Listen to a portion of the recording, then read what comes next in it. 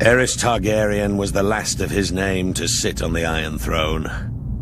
Known far and wide as the Mad King, his was a reign of instability and terror. The Seven Kingdoms are well rid of him and his kind. Oh, he may have appeared to be a capable ruler at first, but that was due in no small part to his counselors led by the hand of the king, Tywin Lannister. There may have been years of peace and prosperity during Aerys' reign, but it was Tywin who was really running the country as Aerys spiraled further and further into insanity. The dragon spawn were famous for losing their minds.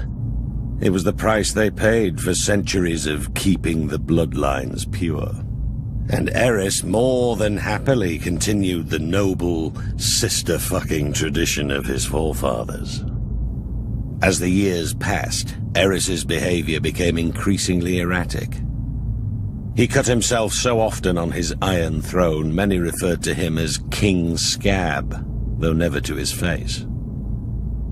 It was rumored he had developed an obsession with wildfire, and was known to inflict horrific punishments on those he considered enemies, including burning them alive. As his paranoia and bloodlust grew, he had a bitter falling out with Lord Tywin, who had served the crown faithfully for 20 years. At least Tywin was able to leave the job with his life and fortunes intact. Subsequent hands of King Aerys weren't so fortunate. Then the Targaryens went too far. The Crown Prince Rhaegar abducted Lyanna Stark, daughter of Rickard Stark, the Lord of Winterfell. She was my betrothed. She was my beloved. Beautiful and spirited woman, and I loved her more than life itself. Rhaegar went south with Lyanna, hiding her away in Dorne.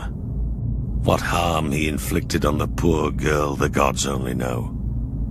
Brandon Stark, Lyanna's eldest brother, was outraged.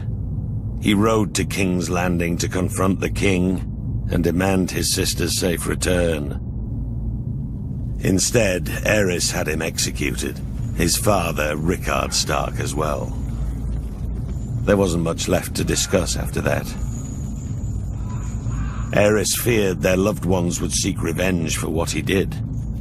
He was right to be afraid. Aerys wasted no time in calling for the heads of Brandon's younger brother, my friend Eddard Stark. And my head too, of course. I'm sorry he didn't come looking for it himself. Alongside Jon Arryn of the Vale, the man who fostered Ned and I as children, Baratheons, Starks, and Tullys all called their banners. Once our rebellion began, the Mad King's days were numbered.